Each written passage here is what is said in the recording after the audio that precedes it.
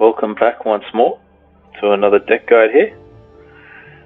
On this occasion we're going to be going through the monsters deck that I've made for Keltalis here as the main card that we're going to be looking to use to win with. So we got Carapace here as the leader ability, boost an allied unit by 3 and gives it Veil. We got 3 charges of that. We have Tactical Advantage.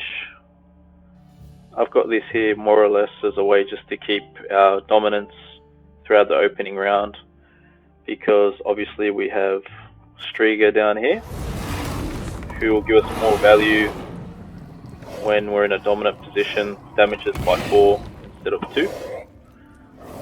And also with our Wild Hunt Warrior down here, when we have dominance, it's going to damage by 3 instead of damaging by 1. So, good thing to keep in mind when we're opening up in the first round, or whenever we have these cards, Wild Hunt Warrior and Striga here. Try to make sure you have dominance on the field so that you have the highest power unit on the field at the time. So, basically with this Keltalis deck, the main way to play it is in the first round, it's not as bad to play more of your units. So Mata here, Striga, Phantom, the Noonwraith down here, Fortune Teller if you need a Doom, a unit that's going to keep popping up throughout the game, say like a Crow Mother, and the Wild Hunt Warriors. They're pretty much all good to go in the first round, because in the final round that we're playing, we want to have as less units as possible on the field, because the way that Keltalis works is whichever side has got the most units on the field, Keltalis will burn those units away. So that's obviously why you can see we rely on a lot of spell cards in this deck. So we've got Natural Selection, Spores, Crow's Eye, Swallow, Adrenaline Rush, Thunder, Artifact Compression, and so on. So, in a nutshell, first round, you can play more of your units. Final round, more spells with Keltalis. But we're going to get further into that now. That's just kind of a brief overview of how the deck works, but I'm just going to go through each card one by one and kind of explain when to play it and what's its use in the deck, why it's in there basically. So as you can see, there's a deck that's pretty low when it comes to the unit count. It's almost got the minimum required. It's got 14 units here, so it's not big on units, it's more bigger on having spells, because that's what's going to work to amplify Keltalis' ability in the end to help us win. So we're going to go from the bottom up and just explain every card we have here.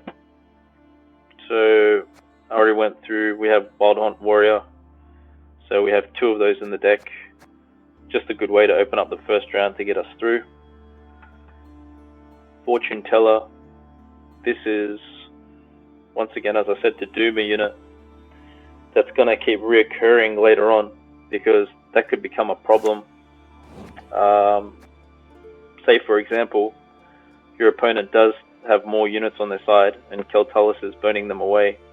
If they have a card like Crow Mother and they can keep bringing that back up, Keltalis won't really give us much value, because it's just going to keep burning that single unit away that's going to keep appearing. So that's something good to keep in mind, knowing your opponent's deck and what kind of card they may have, when to use Fortune Teller. Also really good, say if you're versing opponents who are going to run poison against you, Masquerade Ball, anything like that. If you're worried about Keltalis maybe being locked or something of that nature, Fortune Teller is a good card to kind of give Veil to your units to help protect them.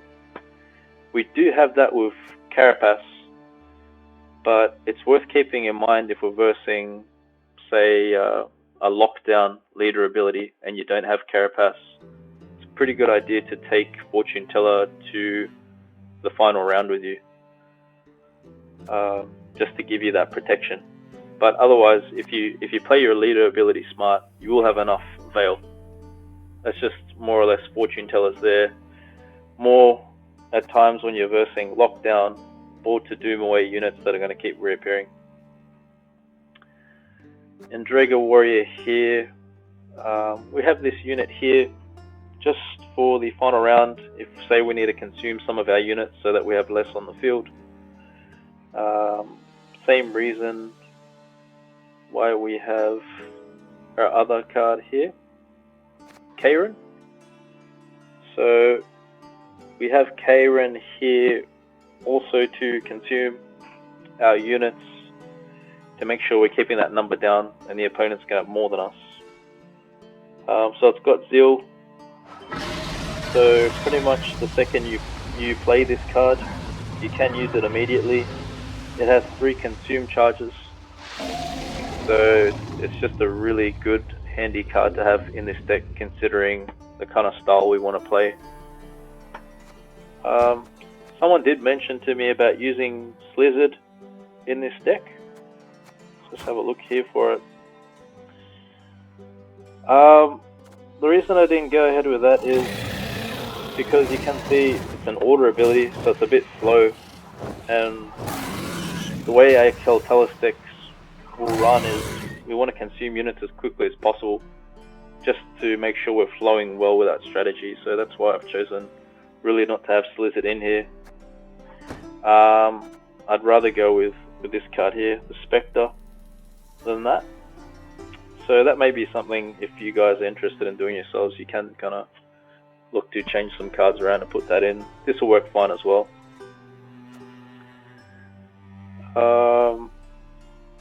Noonwraith, once again, just to open up the first round, just to get out of there, give us some points on the field. The rest of the cards that you can see here, pretty much you want to save towards the end.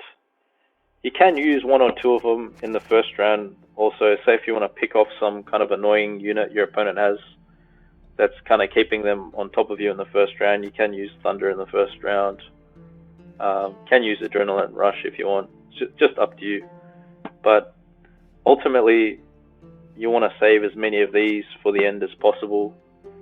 Bar our main units that we'll be taking with us, just to keep in line with our strategy that we're aiming for.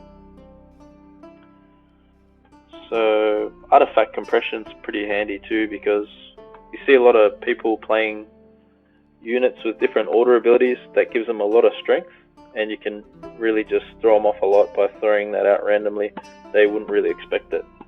You don't really see decks at the high levels that kind of play with these sorts of spells in there.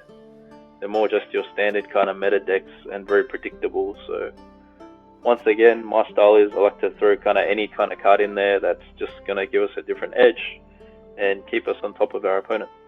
So I find this has been working really good. I've been using these 2 in particular also in another deck that I've got upcoming, another syndicate deck. So these 2 seem to be working quite well. Our Phantom card here, really good card for the first round. It's got Veil, it's got Zeal, damages by 3 with its order ability, boost by 1 at the end of your turn. So that's another card I'd use in the first. The Beast here, we want to keep this for the final round when we have Telly on the field. It's going to keep boosting by 2 until it becomes the highest powered unit on the field. So the synchronicity of the Beast boosting itself, Keltalis burning away the opponent's units, you can imagine you can generate like a lot of point advantage that way. Striga here. This is a great card for the first round that I play. As I explained before, make sure you have dominance before you play it. It's going to give you 4 damage instead of 2, so just a really good way to start cleaning up the opponent's units on the field. Probably the best way to open up would be the Phantom, using tactical advantage on that, and then you drop Striga in straight after if you have it. Just you're going to get ahead really quick in the first round like that if you're lucky enough to have that kind of a draw. Yeah, we went through Kayran. So Karantha here. So Karantha is going to spawn a 1-power base copy of a monster from your hand onto the row that he is on. So what's really important to keep in mind is I pretty much have this card in the deck just for the sake of being able to run 2 Keltaluses with it. So if we're going to go ahead and do that, you have to make sure you have Kelly in your hand. Otherwise, it's not going to work, because it's only going to spawn from your hand to the row, not from your deck. So that's why we have Mata, because Mata will usually draw Keltalus for us. And if not, it will give us Oniro, which is at least we'll make sure we have Kelly for the game. We're going to have the Cave Troll here as well. That's just to defend Keltalus, the Beast, and Kayran from any kind of attacks coming through. Geralt Yrden, as you know, I rely on this card a lot in the decks that I've made, because a lot of the opponents I verse, they use heaps of boosting to win their way through the game, so it's really reliable 9 times out of 10. And this Renew card here that we have looks really cool. Really good illustration on this one. The way I use this card is just to get Cave Troll back if it's been taken out. So say if a Cave Troll gets taken out by some card, you can just renew it right away and keep going ahead with your Keltalus strategy, setting that up. In a nutshell, just to quickly summarize again, in the final round, you'd want to use Cave Troll, then you can say drop in Kayran, and then Caranthea Kelly, and then you can use Kayran to consume Caranthea right away. You can play the Beast. You can even Caranthea the Beast if you want. You have the Renew in your hand, you have Geralt in your hand, and then you're just playing all your spells, all your spell cards. Even if your Cave Troll doesn't get taken out, you can just renew another unit from your graveyard, get more value, say like Striga, if you use that in the first round, and then just consume whatever excess unit you played from the graveyard with Kayran. So you can see there's a pretty good synchronicity with these cards that way, if you know how to play them well. So that's practically it. In a nutshell, the cards at the bottom here you want to play in the first round, spells for the last round, Phantom first, Striga first round, Beast, and the rest of these cards you see up here for the last. So always remember that your opponent's got more units on their side of the field than you do before you play Keltalus. Otherwise, you're going to burn your own units away. It works against you. Yeah, you don't want to drop Keltalus down on its own to open the round. Obviously, it's just going to burn itself.